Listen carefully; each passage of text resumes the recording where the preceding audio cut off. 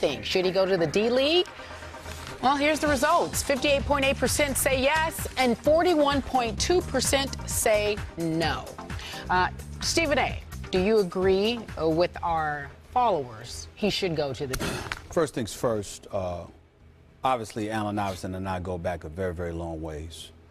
I covered him every day for the first 7 years of his, pretty much first 10 years of his career in Philadelphia.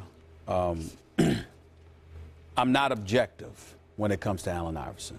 I got a lot of love for him, and I wish him well. He and I have talked about this in the recent past because the Dallas Mavericks, in terms of their D-League, they've approached him about this before, as recently as a year ago. He and I have talked about this.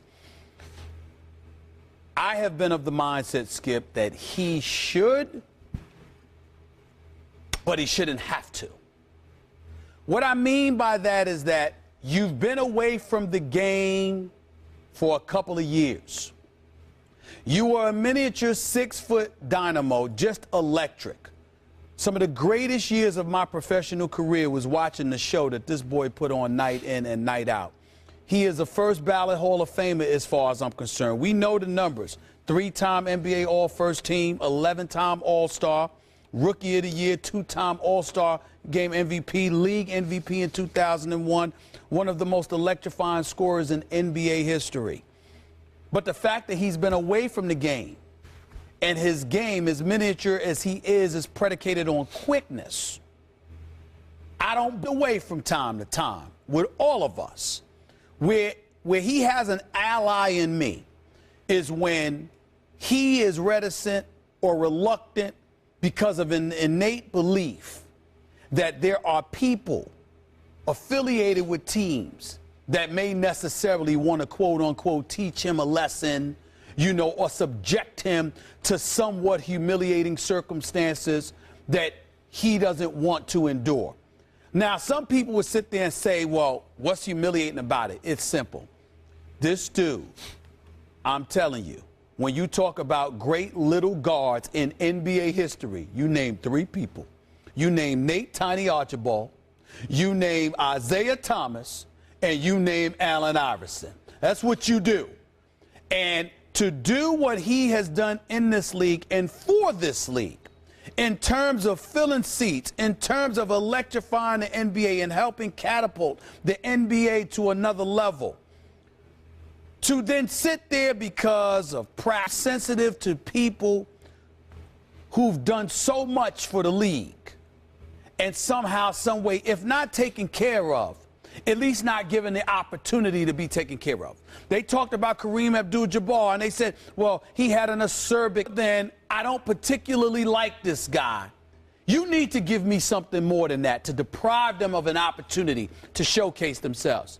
And Allen Iverson, to me, what he said to me, Skip, and what I read from his tweet this morning, which is consistent with what he said to me months ago, D-League. Mm-hmm. I understand if you're scared because he's small and you want to see what he's got, or you want him to work out before coming to an NBA team. But to treat him like he's got to try out, he's Allen Iverson. He is Allen Iverson. I think he deserves a little bit more than that. He used to be Allen Iverson. Is he still Allen Iverson? We don't know. Do you have any idea? Can he still play? When I've seen him, to say to you is that and again, this is a guy that wasn't known for taking care of his, he didn't live in a weight room. I agree. You know, so I get all of that. But my point is, if he's making the argument, you want to try me out, put me up against the boys you got in an NBA uniform. Mm-hmm. It shouldn't take long. You know, it shouldn't take you but a minute to figure out what I can do. But to ask him to come to the D-League, who would you do that to? See, that's where it gets dicey, and that's where I don't think Donnie Nelson's asking him to try out. He's asking him to come help him sell some tickets to his D-League team that he co-owns. Okay. He's got Delonte there. He's got Rashad McCants. It's like, come one, come all. See what's left of these guys. But think about what you're saying. Delonte West, I agree. Rashad McCants, okay. Allen Iverson. Okay. So unless Allen needs a few bucks, and I have no idea what his financial situation is. Neither do I. He says he's fine. Okay. Well, then there's no way. Even though reports to the contrary. No way he should subject himself to this unless he feels like he's going to have to crawl back to the NBA. And I don't think he believes that, because he could go light it up in the D-League, and I'm sure Mark Cuban could say, why not? Maybe, you know. But Stephen A., look, you know his game. Yeah. You know that about, what is he, 5'11"? I'm not sure he's 6 feet tall. He's 6 feet. Okay. But it's close. I've stood next to him. I'm not sure he's 6 feet. Yeah. 160, 165 Actually pounds. looked a little bit bigger. Looked around 175, 180 last time I saw him. Well, that's the last time you saw him, which is back to the point. Solid.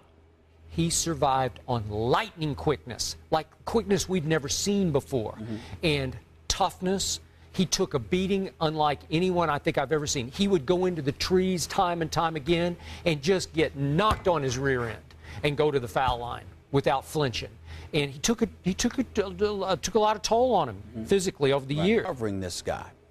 I have seen this guy go into, I'm talking about eyewitness account, firsthand account. I've seen this guy go into an arena and play horrible when he got a good night's sleep, when he rested and ate his veggies, when he wasn't at Fridays eating a burger or something like that. You understand what I'm saying? And then he hung out all night long.